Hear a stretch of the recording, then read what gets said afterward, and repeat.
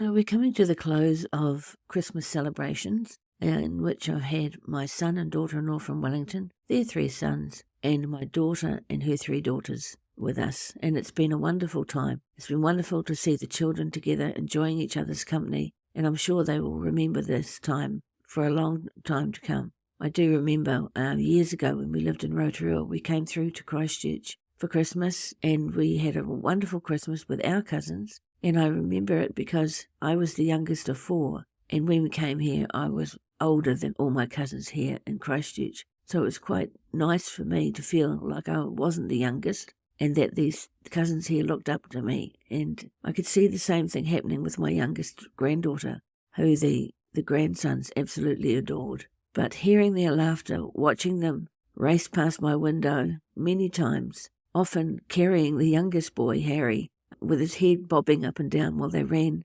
along the grass and everybody laughing. It's just been wonderful to see.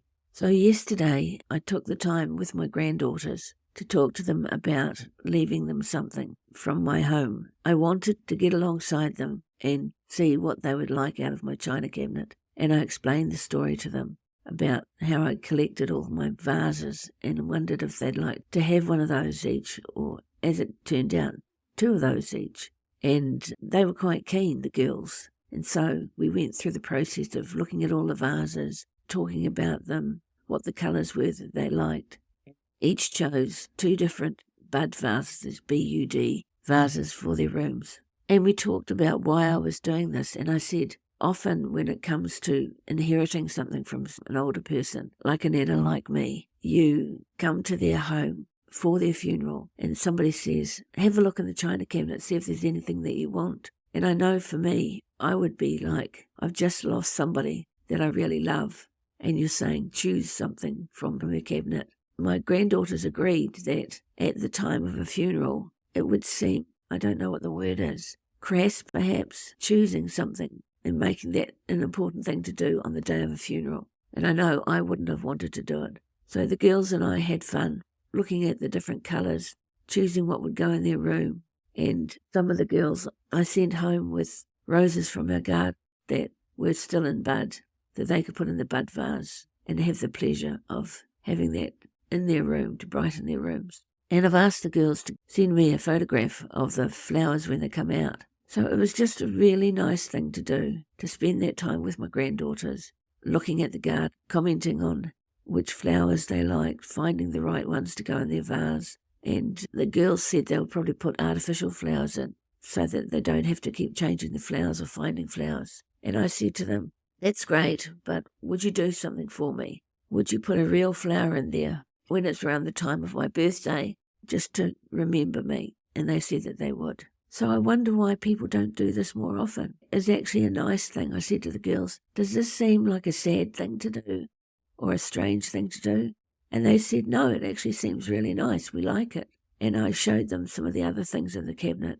And I said to them, I'm going to write down a list of what's in there and why. And I showed them the wine glasses with the swans on the stem. And I was telling my youngest granddaughter that those wine glasses were a memory for me because I'd bought them with my first pay packet. And I started to laugh, and my granddaughter said to me, what's so funny? And I said, I think I bought them for me, ultimately. I bought them because I thought they were beautiful. And when I gave them to your nana, I'm getting mixed up with all the nanas here. When I gave them to your nana, she laughed when I gave them to her. And I thought, oh, why is she laughing? What's funny? And then I thought about it, and I thought, oh gosh, she doesn't drink wine. Yeah, it was a bit of a joke. And when she passed, I got those wine glasses, and I wanted them because of that funny memory. So what I'm going to do from here is I'm going to look at everything in my glass cabinet, and I'm going to write a story about them, of anything that has sentimental value, so that my kids and their kids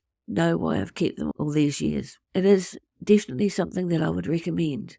Look around your home. Get your kids and grandkids to say, I've always liked that picture, or I've always liked that cup and saucer that you've got in there that was your nana's. Create a story around things that you have. Share that story with your grandchildren or your children.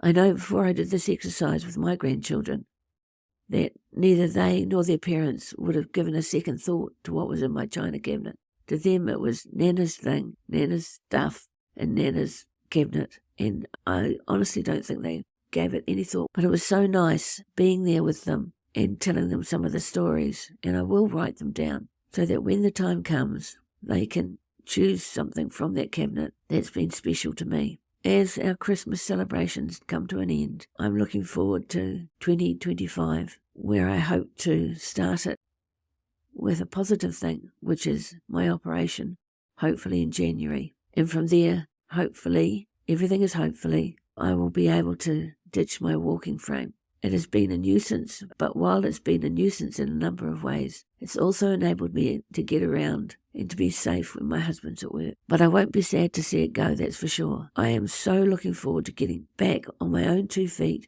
unaided, so that I can get in and out of the car, walk around my house, walk around my garden, unfettered and unaided and independently, and feel safe, because it seems like a long time since I've been able to walk properly, much more than just across the room, without pain, without grabbing onto something. You'll be able to tell by my voice that I'm a bit gravelly this morning.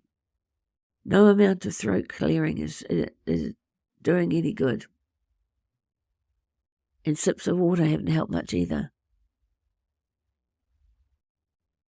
But this is the quality of a Parkinson's voice when they first get up in the morning.